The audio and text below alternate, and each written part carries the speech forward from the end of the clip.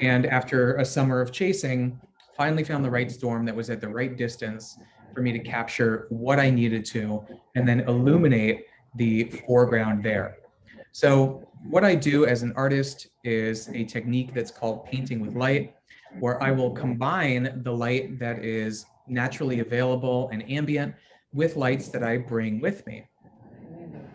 So whether I'm doing that above water, below water, in the swamps, inside of an abandoned vehicle, or standing on top of an iceberg in Iceland, it's all the same methodology.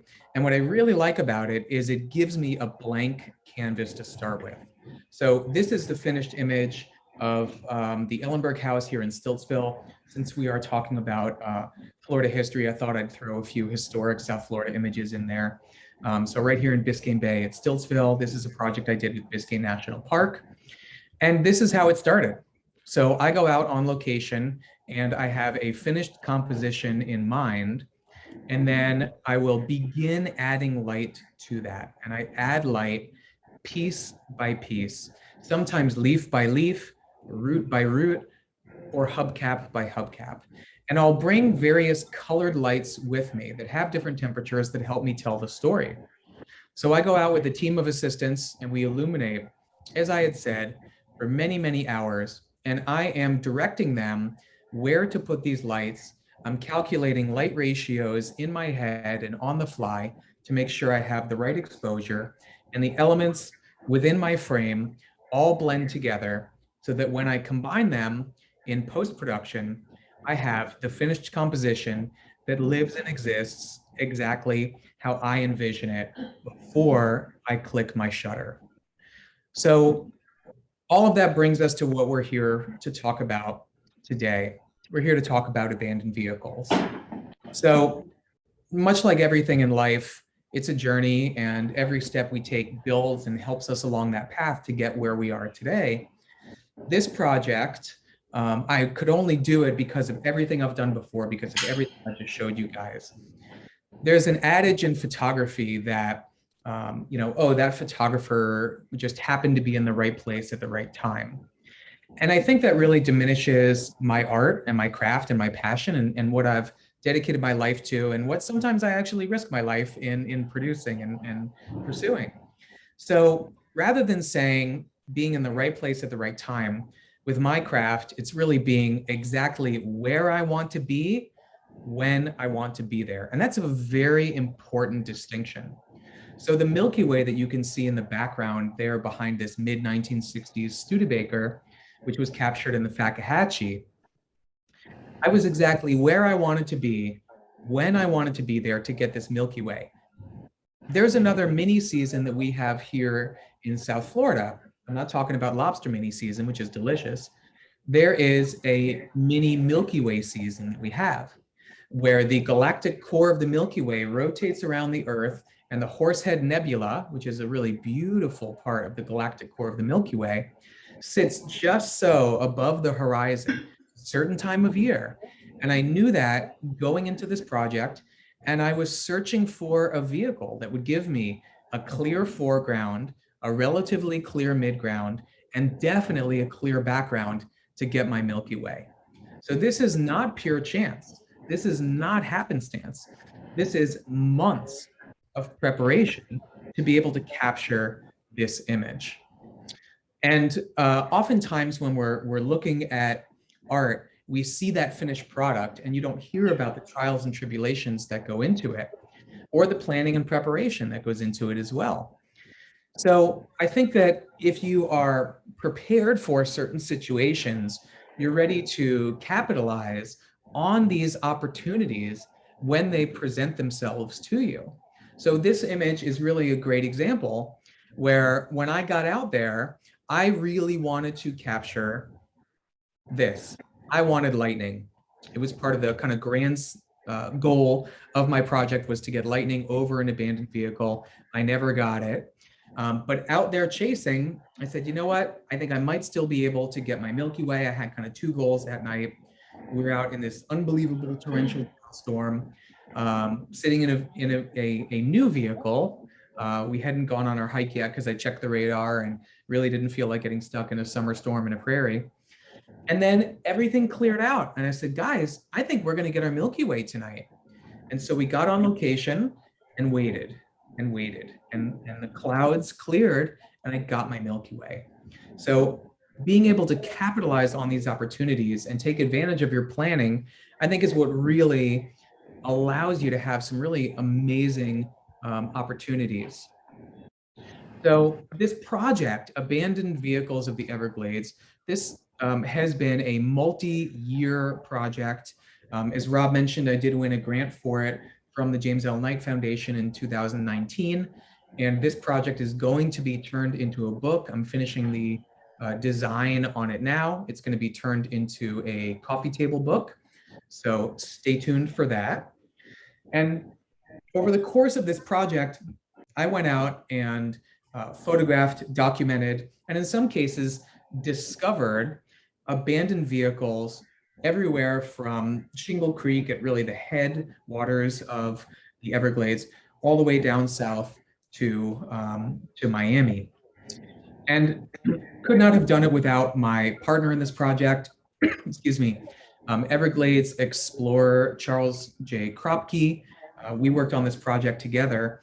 And after spending many, many years exploring the Glades, I met Charles, who said, you know, boy, you're out there in the Glades. Have you ever thought about photographing the abandoned vehicles? And at that point, I said, okay, I've been out there dozens and dozens of times. No abandoned vehicles out in the Everglades. And he said, oh, there are. So that really began our journey to try to document and capture as many different vehicles as we possibly could. And we really tried to keep it to a, I wouldn't say limited, but kind of a consistent scope with what we were trying to capture. So the one mode of transportation that we didn't do was boats. In our mind, anything that had a wheel was something that we wanted to photograph. And it really didn't matter to us the number of wheels that it had. The only types of vehicles we have not found that were wheeled out there is a unicycle. I didn't come across a unicycle. And I've heard rumors about a few motorcycles, but I haven't been able to track them down. Otherwise, as you can see, there are pickup trucks. The image behind me is the walking dredge, which we will talk about a little bit later.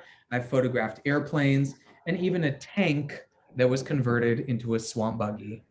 That's right, a tank that was converted into a swamp buggy. So it's really allowed me to go out and explore the Everglades and see it in a new light. And for me, as a night photographer and somebody who's explored the Glades for many, many years, that was really important and really special. I've been able to go out and fall in love with the Everglades anew. And I've been able to really start to chip away at some of the mysteries that she holds. And that's been really special to go out there and kind of discover something new for myself and be able to share that with everybody here and galleries and museums everywhere.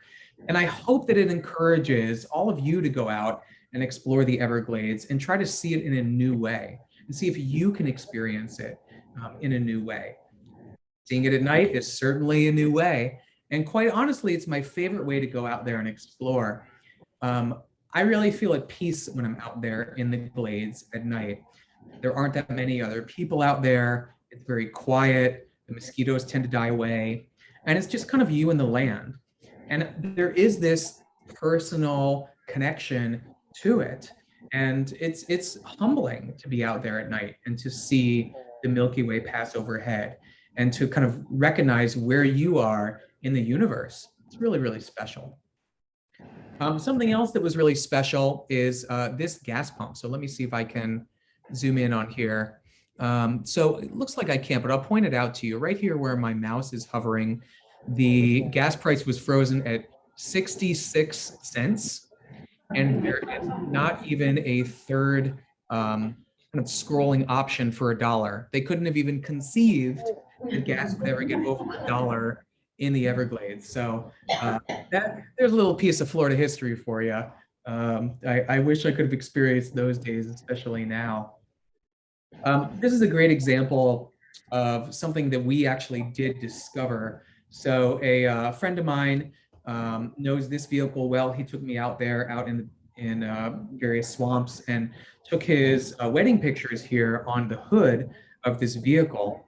And not too far away, within a hike's distance, is this bus. And he had been going out there since the 70s, never knew this bus existed. So we were there and just kind of wandering around and exploring, and said, gosh, I think there's another vehicle back there, and discovered this mid 1940s school bus. So at this point in my talks, usually folks are kind of asking to themselves, what the heck is a school bus doing out in the middle of the Everglades? And you have to remember that a lot of the Everglades, before they became preserves and national parks, they were farmland. It was like the Redlands. So there were tomato and strawberry fields out there and various other farmlands. And so this bus is near an old farmstead. And I found historic images of it in use in the early 1950s. So this was used to transport workers.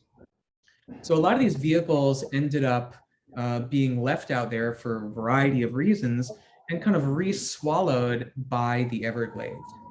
And rather than look at these as kind of a tragic example of pollution or us cutting down an environment that's very important to the ecosystem, to me it's a story of resilience. To me, this is a story of resurgence and survival. All of these images, you can see that the Everglades survive. The Everglades come back.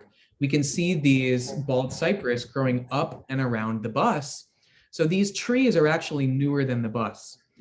It would be impossible to remove this now without cutting down these trees. So they've become a part of the Everglades, and they've become a part of the Everglades story, which I think is also something really interesting and fascinating. And this image is another view of this same bus. So this is the inside of this school bus.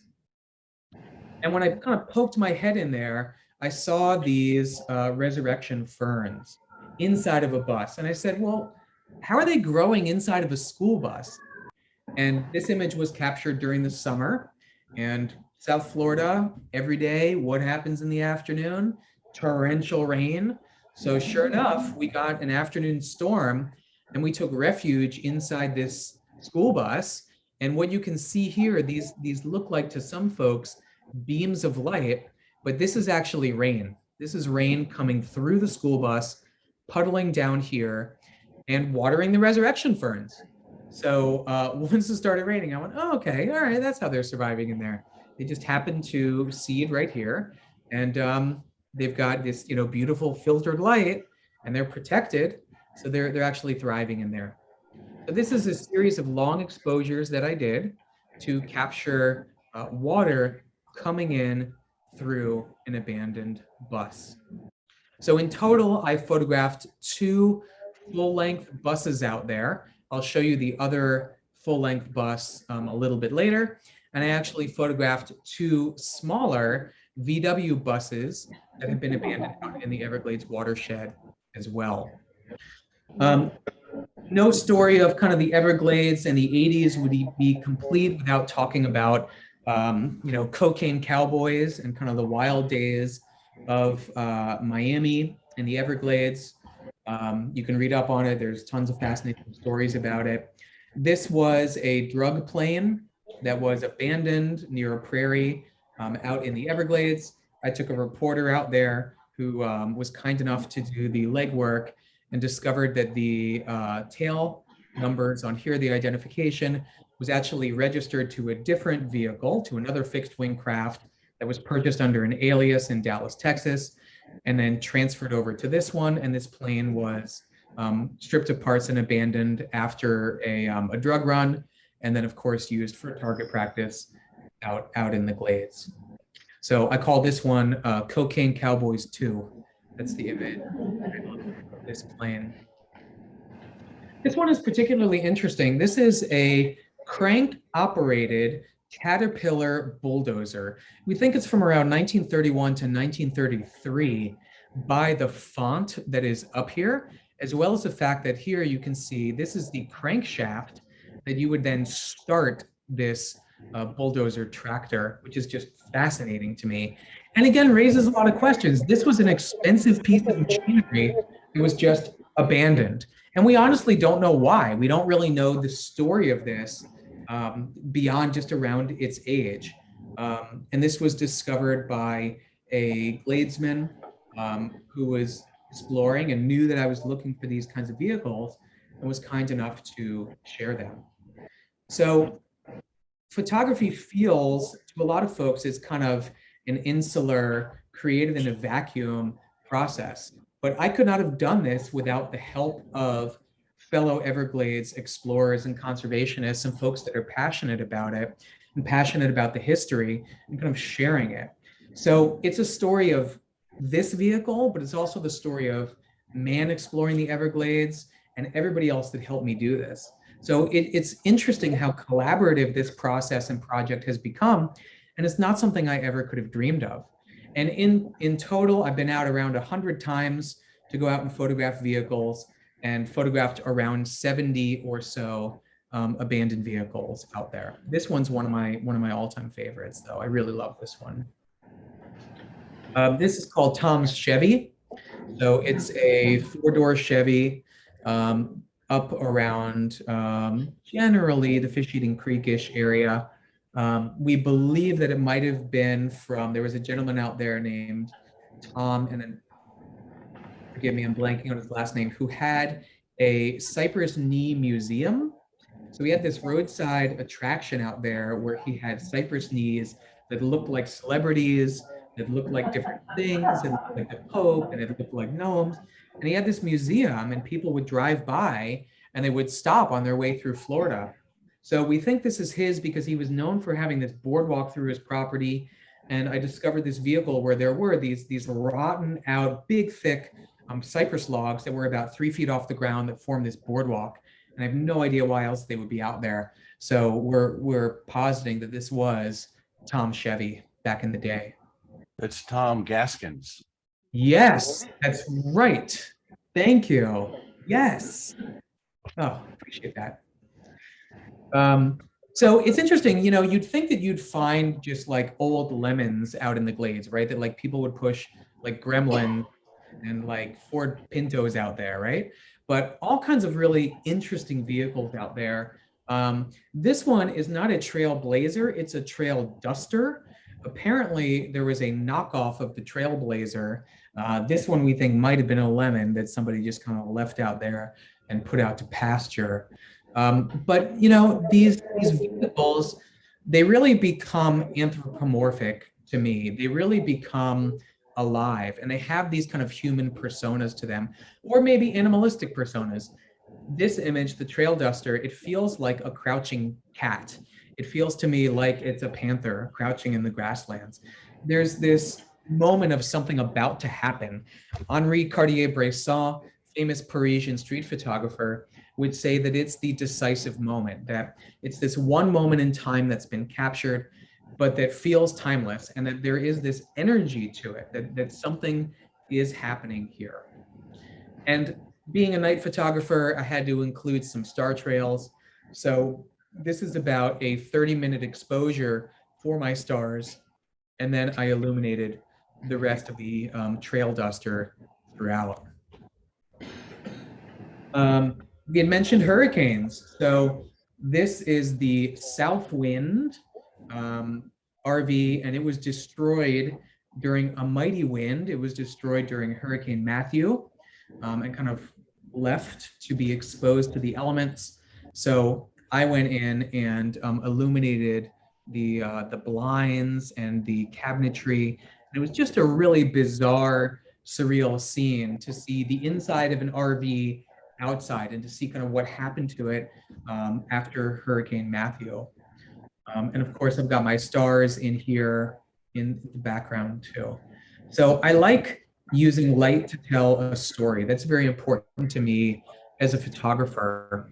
And the idea of what I do, which is called painting with light, really goes back to the roots and the etymological foundation of photography. So it had to be in a library, had to use the word etymology. So photography, right? We have photo, light, and then graphy, writing.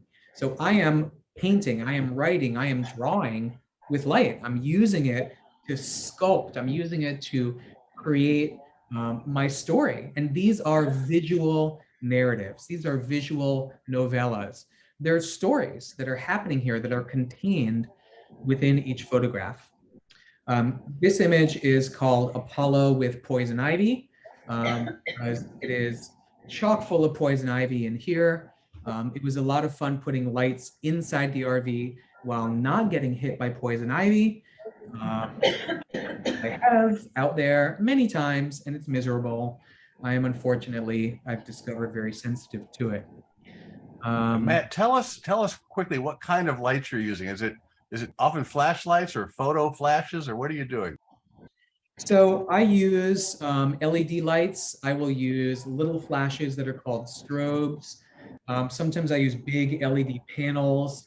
I've usually got 2 backpacks full of light gear with me, and then a crew of anywhere between 2 and maybe 7 folks with me. When I'm on location photographing, because of kind of the complexities of things, I tend to lose all situational awareness. I'm focused on the task at hand. So I will often bring somebody who is my gator and snake wrangler. I've got somebody, watch my back for things. I bring somebody who's, willing to carry a backpack full of heavy gear. So I need somebody with me to just kind of watch my back and make sure everything's okay. And we run into water moccasins out there quite frequently. They're probably the most common snake I actually see when I'm out there photographing. We haven't run into any pythons yet. Let me rephrase that. I have not seen the pythons I have been with. I think that's the more accurate way to put that. I've run into folks that are out there collecting them, python hunters. I was out there once and I met a guy who, right where we were the day before, he found a 6-foot diamondback rattler. I really, really wanted to get an image of a diamondback rattler with one of these vehicles. I thought that would have been just amazing, but I didn't come across one yet. So I know the pythons were out there, but I haven't seen them when I'm there. But I've always got somebody there who's fine with handling snakes, just in case the moccasins get a little too friendly. They like to be friendly, those little moccasins.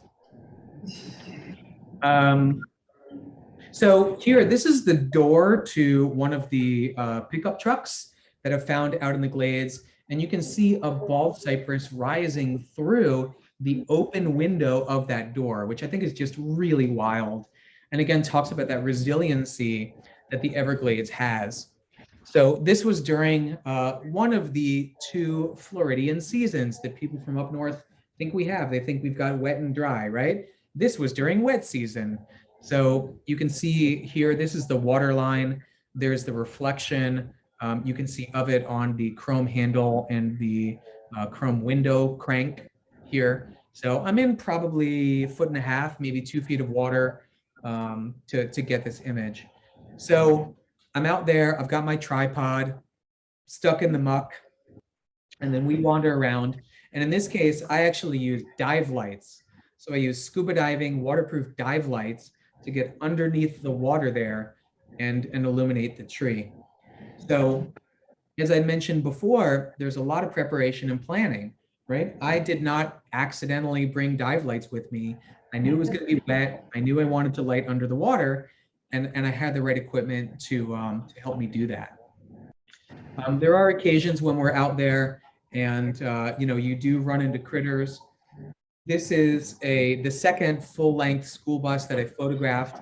I'll come back to why it's upside down in a sec.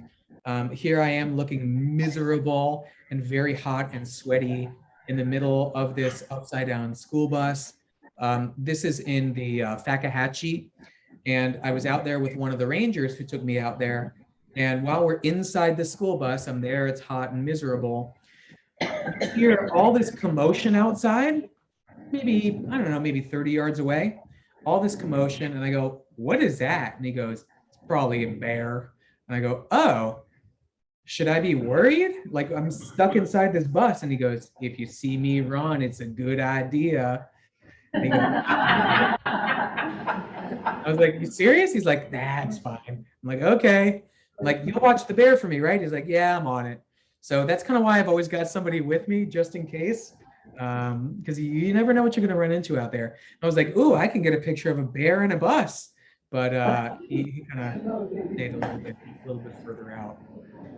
And you may notice here, and I mentioned it's upside down. You can read the lettering here, right? Emergency exit up here, it's upside down. So you might be thinking, why is the school bus upside down? As well you should. Our working theory in talking to the ranger and other folks is that this bus was stripped of parts. They pulled the engine to make it lighter and then rolled it in order to get at the leaf spring suspension to make a swamp buggy. So it's missing the suspension, it's missing the wheels, a lot of that stuff. Of course, these big buses, right, they're designed to support a lot of weight. They're designed to be very rugged. And those leaf spring suspensions are really great for making swamp buggies. So we think somebody flipped it, found it, and then made a killer swamp buggy out of the parts of it. So that's why it has this weird disorienting quality to it, where we can see, plants growing upright in the background and leaves coming in and a puddle of water, but it's upside down, and little peaks of blue sky poking through the top as well. So this was a fun one. That's as close as I've run into to a bear while I've been out in the glades, and it's a fun story. Love that. If you see me run, it's a good idea. This is another really kind of fun one. So this is an Oliver brand tractor. Oliver doesn't exist anymore. And I was taken out to this one by airboat. And the person who discovered this discovered it in his late teens. I think he said he was 17 at the time. And he took me out there in his early 70s to go out and see this. So it's been out there for a really, really long time. This was a really fun one. This is a multi-image composite. I was out there for many, many hours. This is one where, like any good or any true artist, I had to suffer for my art. So before getting in the swamp buggy, I got out of my car and was immediately stung by a wasp. It's like, all right, whatever. I guess I'll be okay, kinda. And then I stood in a swamp for 4 hours and then was not okay and got a massive staph infection and had to be on antibiotics and nearly had to be admitted to the hospital. It was a thing. I got to say that I can suffer for my art. And I don't know why I thought it'd be a good idea to then just stand in the swamp for 4 hours with an open wound. I was like, it'll be fine. It was not fun. So the reason it took so long was first capturing the sunset here. Then I waited for it to get pitch black. Then I added my lights, as you guys saw in some of my previous images. Then I waited for the stars to get where I wanted them to be and exposed for the stars. So that's how I'm able to get this really impossible image. How can you possibly get stars in a sunset? You can't, but it's all real and all on location.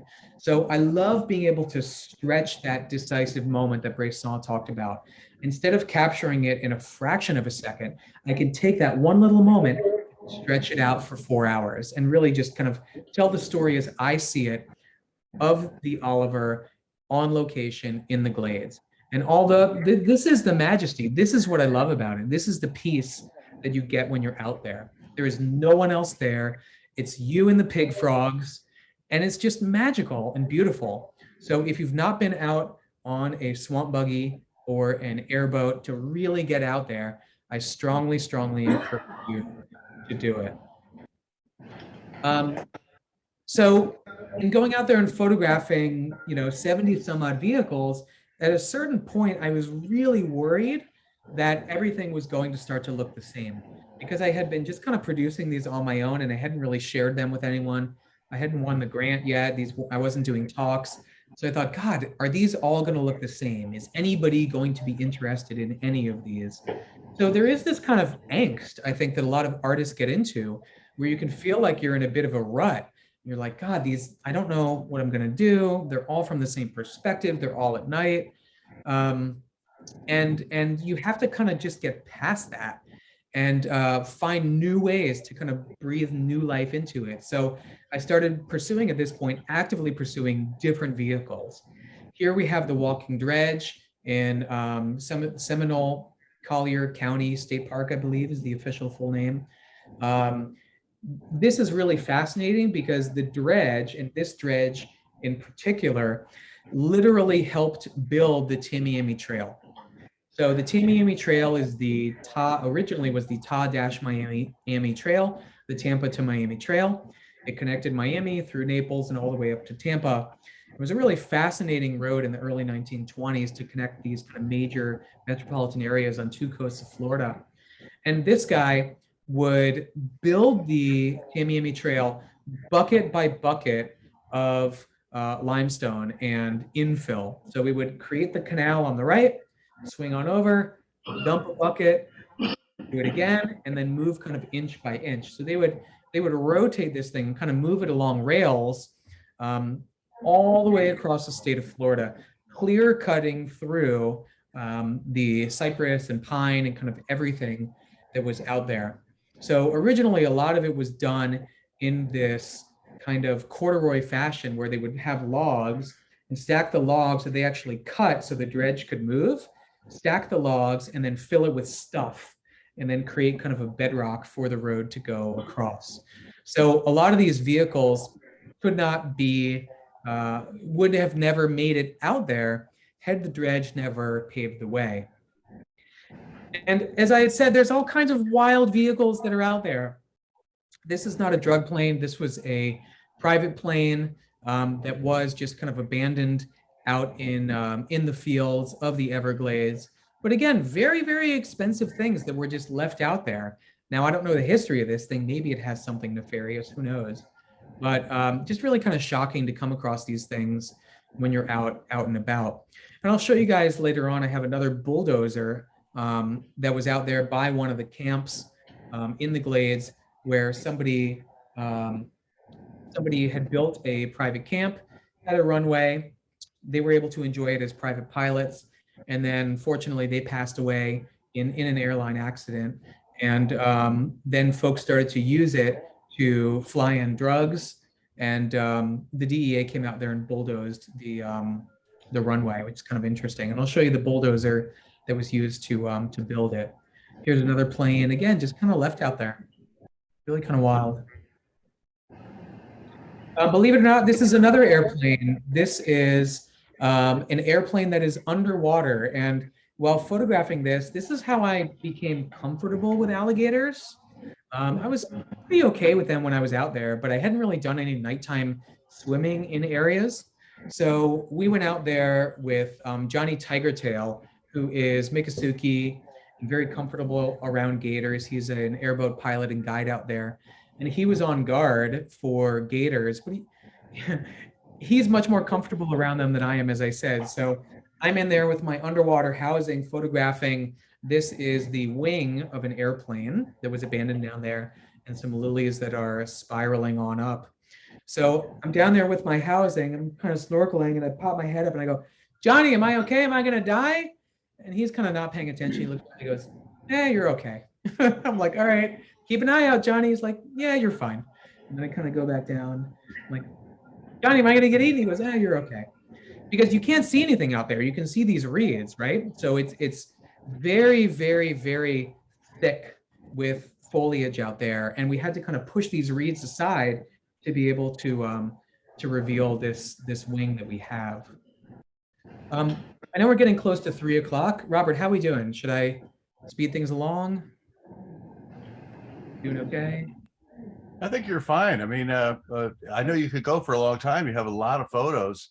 If you want to maybe open up to a few questions here along the way and then do a little more, what do you think? Is there any questions from the audience? Or if you have a question and you're on Zoom, you could put a little note in the chat.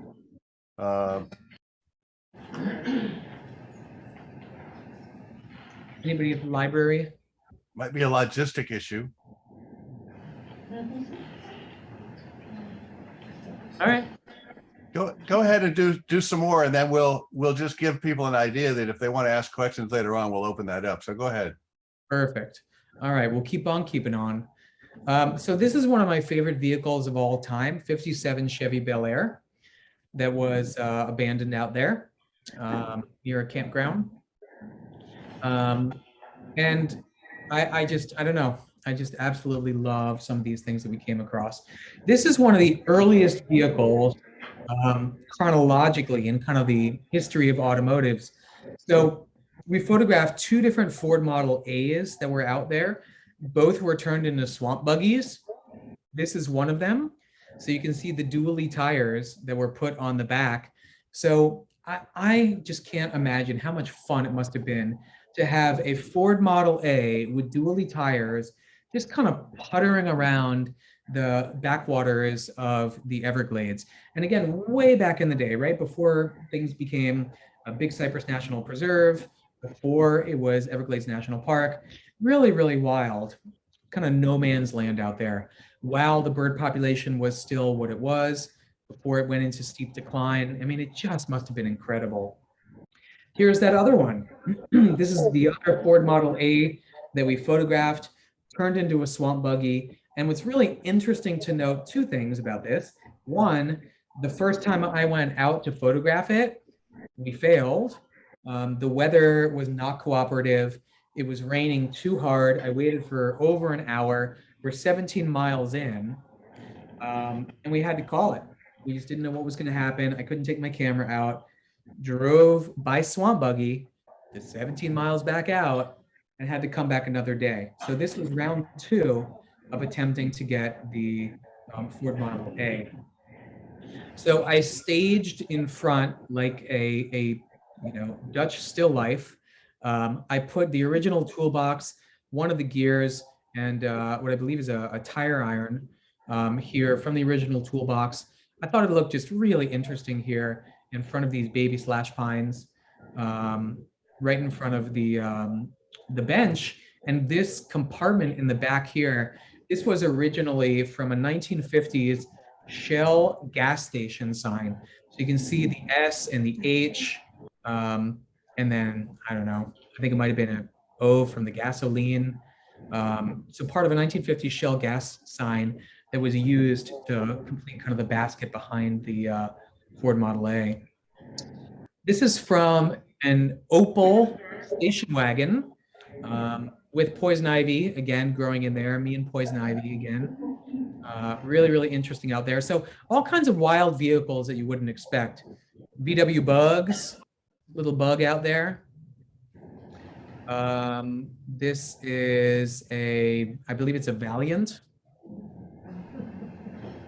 This is a dump truck that was near the runway that I told you about, near a cabin that was built for kind of a private pilot. And then eventually it turned into a landing strip for folks to use for running nefarious things out into the glades. But I love this one with the sunset behind it. And one of the other mini seasons I really wanted to get out there was fire season. So this was shortly after this whole area had been burned. You know, we get a natural cycle of fire. It's actually good for the glades. So it's why everything looks burned and dead. We tend to, out in the glades, have this kind of phoenix-like little window when the palmettos and some of the foundational exploration plants start to poke through. It's otherworldly. Everything is black and gray. And then you see green start to come through. You see this life rise from the ashes. That was important for me to document and get in a few of my images. Here we see a Ford LTD, and this one is titled Bitch the Getaway Car. It has a giant trunk in the back, and you could guess why. What's interesting is, I don't know, here, this is another Ford LTD. It was actually right, and it's not this is green lichen, but it's right here. The Ford LTD is right here next to this one. I had no idea that this vehicle was there. None. Hurricane Irma happened, went back. was looking at things. Irma actually did a number on the glades. Not many folks know that. It's really, really bad out there. And for folks that had homesteads and whatnot. And was photographing this vehicle again for a second time and exploring and said, oh my God, there is a mint green Ford LTD back here. Incredible, incredible. Another really fascinating one. So this is a VW bus that has been converted into an ambulance. So these lights that are on here are not standard, nor is this side mirror. It is much larger than the original. And the only reason that a VW bus would ever have these odd lights like this in the front, they certainly don't help for illumination. You can see how big the headlights are, was to let people know that it was there, and this is used to see in the back. So we believe this was an ambulance at one point during its lifetime. And this was during the summer season out here. And unfortunately, this is how I discovered I was sensitive to poison wood. Poison wood, for those that don't know, it is the macanil tree. It is related to, with the urushiol oils, poison ivy and some of the other things that mango as well, that some folks are sensitive to. The poisonwood tree, the macanil tree, is actually what killed Ponce de Leon. The native peoples hit him with an arrow that had been dipped in some of the sap from it. It got into his bloodstream and he died on his way back, I believe, to Cuba to try to get some help. So me and Ponce de Leon, not big fans of poisonwood. And it was in the oils in the water out there. So just be careful if you're out in the summer. Watch out what branches you accidentally break. Make sure y'all can identify your poison woods. I think I might wrap up in a few. This was one of the big ones I really wanted to get. This is during a meteor shower. So this is during a meteor shower out in the glades. It's what you can see happening here, streaking over this abandoned vehicle. This is an old farm vehicle from Peterson's farm out in the glades, and meteor showers. I wish they were just a little closer, but you know, what are you gonna do? They're meteor showers. Remnants from some of the construction that was being done out there. Lots of neighborhoods and plans and things were planned out in the glades, and then for a variety of reasons kind of fell into disrepair. So there's all kinds of things. This is a crane that was abandoned out there. Some other construction vehicles. This is the hopper. They were out there and they were dredging, so taking some of the limestone, and there are still quarries out there, right, to make cement. This was out there with one of those areas to make kind of rock and cement and whatnot for housing developments. Part of another airplane underwater. This is the fuselage of another airplane out there underwater. And then I think I'll end with this one, and I believe the next one. So this is a Chevy Nova that was abandoned out in the Fakahatchee. I call this image Supernova. And you can see here the emblem from it. And I love this one. It's just kind of fun and just kind of not very serious. I love all the lichen and moss that have grown over this, right? And then to me, this always looks like a runny egg. It looks like over easy kind of runny egg. So I just think it's kind of funny. So yeah, I think that's a great stopping point for us. I'll go ahead and stop my share for a minute. I really appreciate all of you guys coming on out and listening to me rambling about this kind of passion project that I've risked life and limb for and dedicated about 3 years in producing. So thanks, everybody. I think let's give Matt a hand. Thank you, Matt. Wonderful.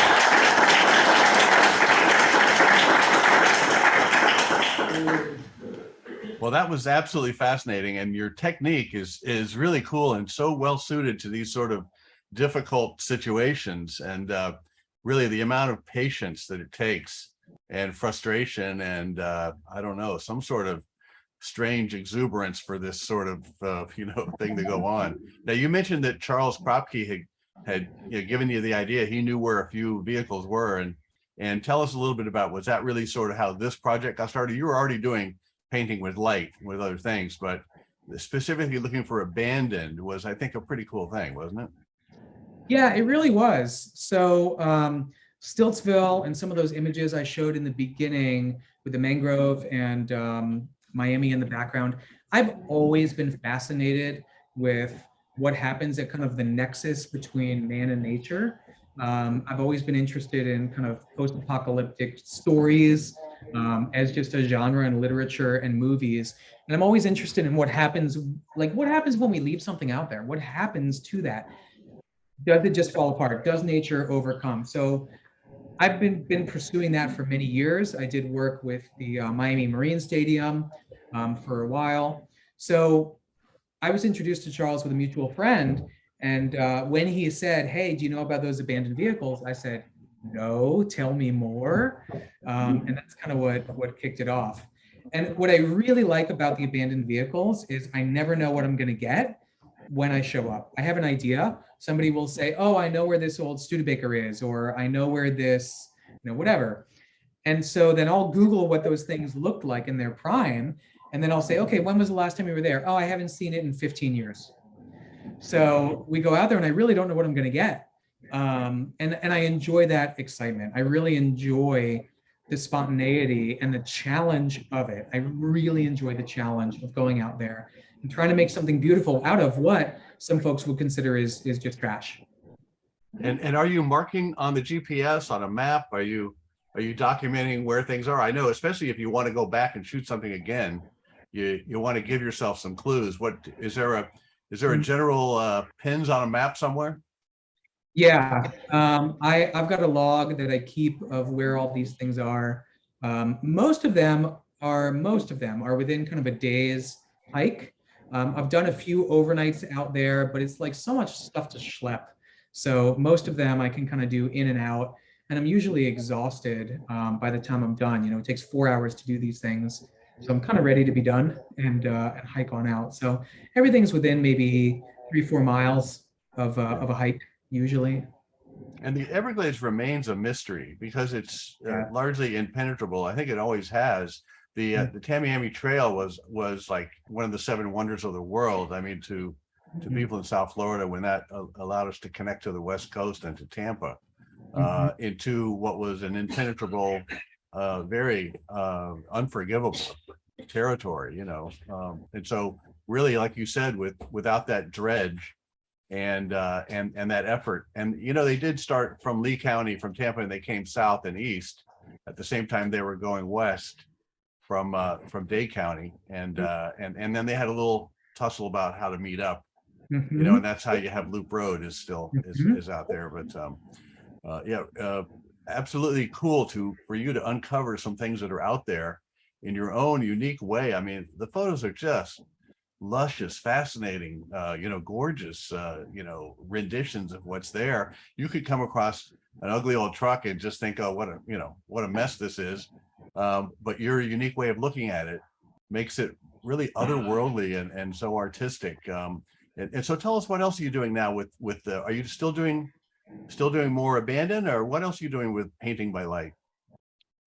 So I'm getting my MFA. I'm getting my Master's of Fine Art at Savannah College of Art and Design. Just about done. On Monday, I start writing my thesis. Um, Wonderful. so I am kind of combining with that historic antiquarian processes from the 1860s and my painting with light. So there's a method called wet plate collodion.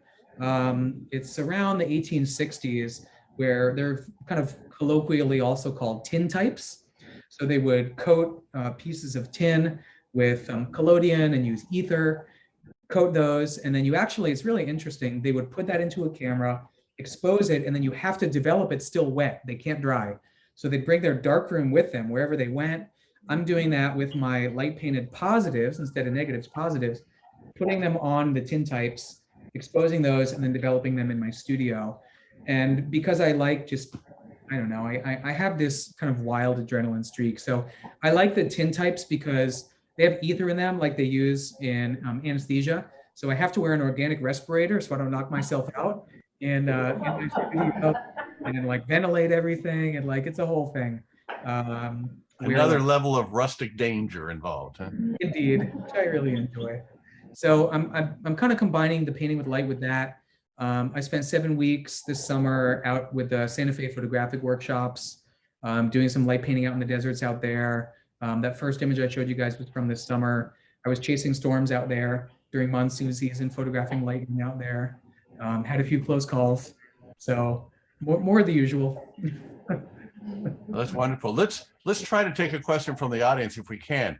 I don't know if it's best for somebody in the library just stand up and ask a question. I think the magic owl might hear you talking and focus on you. Anybody want to try it? Anybody have a question? Yeah, I have a question. Hi, Matt Scott, my daughter Maggie's in your class. So in addition to being a great photographer, he's a great teacher. My daughter is in her 3rd year of photography at Abandoned Everglades with Mr. Scott. So wow. She loves it. And but I was previewing some of the photos on your website, and I saw I thought it was a big jet. I was wondering, I remember I was actually working in the Everglades when the Value jet crashed in the early mid 90s, and I was wondering, I thought that it sort of disintegrated, but can you tell me more about that? Wasn't there a big jet? There's a few that are out there. Okay. There's one supposedly around Turner River Road. People keep telling me about it, but I have not been able to find it. I'll kind of vicariously also answer, I see in the chat, somebody asking about aerial and satellite photos. I have spent hours on Google Earth looking through and trying to find structures. And I've gone out there a few times. I've seen man-made things on Google Earth, and then I'll go out there and it's just concrete. So I tried finding that plane. I've tried finding a few other planes that I know are out there. I haven't seen the Value jet. I haven't found the Turner River one. In total, I've done 1, 2, 3, 4, 5 planes. I've photographed 5 planes that have been abandoned out there, but I haven't done that one. Interestingly, there was one where it was in the middle of the glades. It was a small plane, 1 or 2 people that were on it. They crashed, survived, and then hiked about 3 to 5 miles to a camp that was out there, like a floating camp. The person happened to be there, and they were able to get rescued. Wow. Astounding. But I haven't come across the Value jet, no. And somebody asked, does any federal agency try to remove the vehicles? I don't know, unless they're blocking traffic or something. Do you know anything about that? Yeah, the challenge lies in the fact that they've been there so long. We would have to remove trees and other foliage to get them out. The roads are gone. So, I mean, they're hard to walk down. They're hard to navigate. I don't know how they do it. I think if they start nature reclaims whatever's left, and so it's I don't see where that's a big problem. Now, if there was an oil barge out there leaking, Right. You'd have to do some sort of effort to take care of that. And then let's see. Karen Connolly says she wishes they could get the trash out of the Everglades. There is a lot of just bothersome things out there. You must see things that you say, I'm not going to photograph that, but it's just, it's trash, right? Yeah, we see that a lot. Even in some of these vehicles, which is weird. There were like interior ceiling tiles stuffed inside one of these vehicles, doorknobs, like weird stuff. Why would somebody bring a doorknob out? I don't understand. I'm so confused by what people do. Well, every one of those camps that's built on a little island, there's many little islands. If you look at aerials, they tend to be shaped in an oval, following the shape of the southerly current.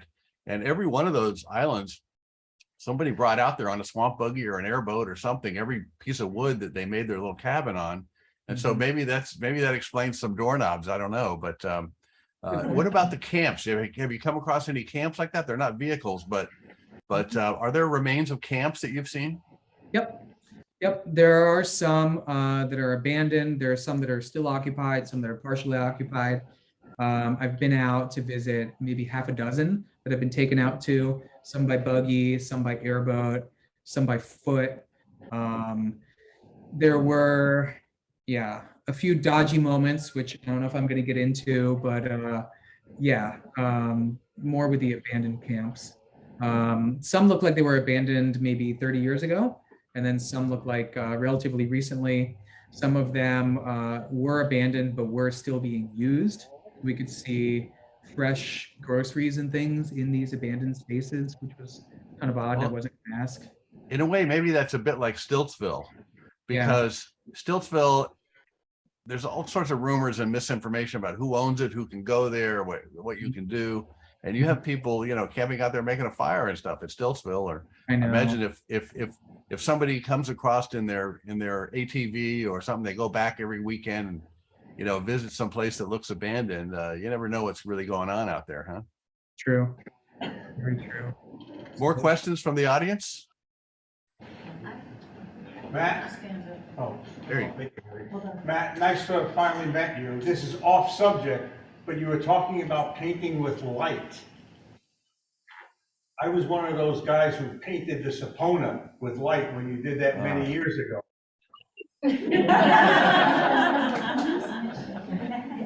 It's Finally get to meet you.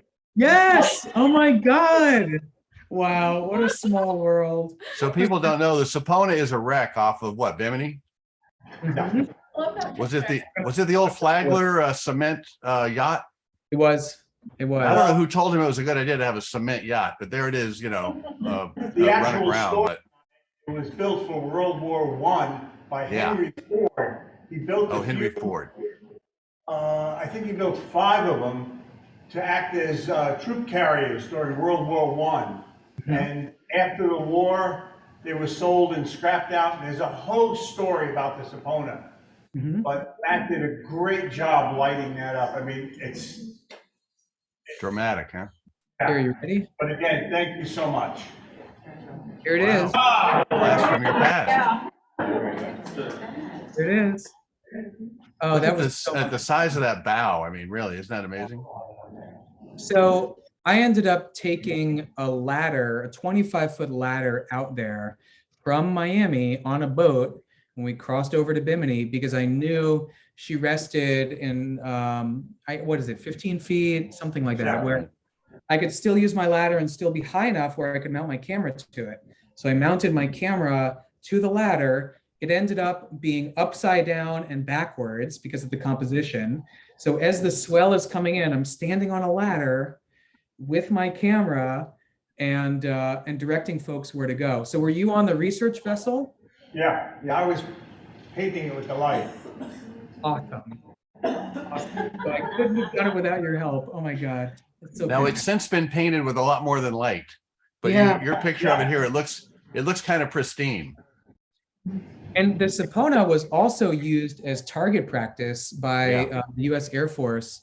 Yeah. Right before and during World War II. Well, it held up pretty good considering that, didn't it? It did. But yeah, it's a wonderful story. And you know what? It's also very nice diving, scuba diving around. There's a lot of corals all over it, a lot of Tabastia coral. And it's really it's something that I think every scuba diver wants to do sometime. One of the interesting things about Bimini, one of the few good shallow water dives, probably.